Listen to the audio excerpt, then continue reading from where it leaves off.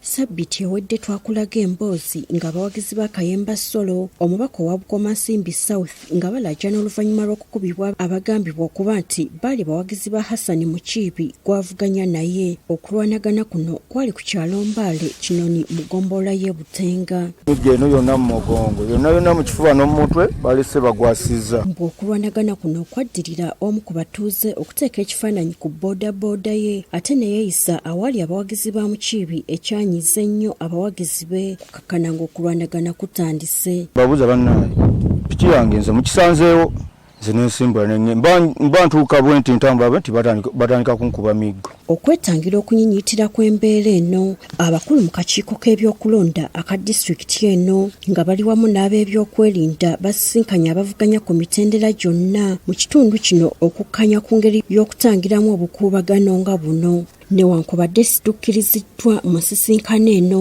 abalwetabyemu bavuddeyo bakyaswakira nga buli omu alumiriza munne okukola effujjo mu kitundu kino. Okulwanagana kwe kwaliwo ne tuwandikira akakiiko mu butongole ne tukategeeza kubanga abawagizi ba Kayemba Solo bajja ne balumba abawagizi baffe mu kifo gye bali batalina kubeera ate ne bagenda nga bategeeza ensi nti ffe twabalumba.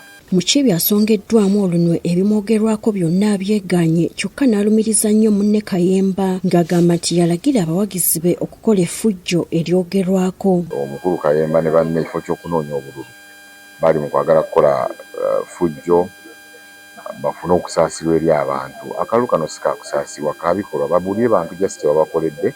Ono waffe situgenda kuvaawo bagenda otuziika we twazaalibwa abakosebwa baganda baffe bannyinaffe ebyakalulu bino bijja kutuuka biggweewo ng'oyo akola effujjo tumukubye akalulu adduka addeyo gye yava. Bonna bakkaanyizza ensonga okuzikwasa poliisi ekwate bonna abanaasangibwa mu bikolwa bino. Abo abakozi b'ebikolwa bino tubasongamu sigadde eri poliisi kunoonyereza eveeyo ne ripooti eri konkulusiivu esobole okyanjulira eggwanga n'abakola ebikolobero ku lw'ekitundu kyaffe nabo beekube mu mutima.